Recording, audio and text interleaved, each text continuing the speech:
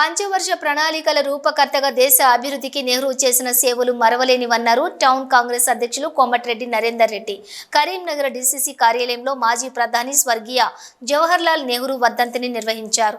ఈ కార్యక్రమానికి ముఖ్య అతిథిగా హాజరైన నరేందర్ రెడ్డి కాంగ్రెస్ నాయకులతో కలిసి నెహ్రూ చిత్రపటానికి పూలమాలలు వేసి నివాళులు అర్పించారు. ఈ సందర్భంగా వారు మాట్లాడుతూ దేశ మొట్టమొదటి ప్రధానమంత్రిగా 2 పర్యాయాలు ఈ దేశానికి సేవ చేసిన వ్యక్తి నెహ్రూ అని కొనియాడారు. పంచవర్ష ప్రణాళికలను రూపొందించింది. ఆర్థిక సంక్షోభం నుండి ఈ దేశాన్ని రక్షించిన ఘనత ఆయనకు దక్కుతుందన్నారు.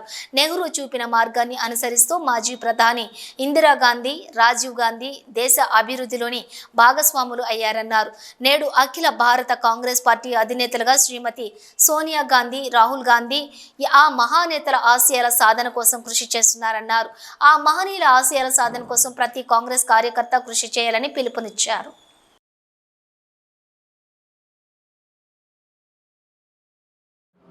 2 పర్యాయాలు ప్రధానమంత్రిగా మరి దేశ అభివృద్ధికి కృషి చేసినటువంటి పండిట్ జవహర్లాల్ నెహ్రూ గారి వర్ధంతి సందర్భంగా ఈరోజు జిల్లా కాంగ్రెస్ కార్యాలయంలో మరి వర్ధంతి వేడుకలు ఘనంగా నిర్వహించడం జరుగుతూ ఉంది. ముఖ్యంగా ఈ దేశంలో స్వాతంత్రానంతరం 10% కూడా అక్షరాభ్యాసత లేనటువంటి పరిస్థితులలో, అదేవిధంగా చాలా గ్రామాలకు విద్యుత్తు లేనటువంటి పరిస్థితులలో మరి ఆ దేశ ప్రధానమంత్రిగా పంచవర్ష ప్రణాళికలతోటి ఈ దేశాన్ని అభివృద్ధి పరిచినటువంటి ఘనత పండిట్ జవహర్లాల్ నెహ్రూ గారిది.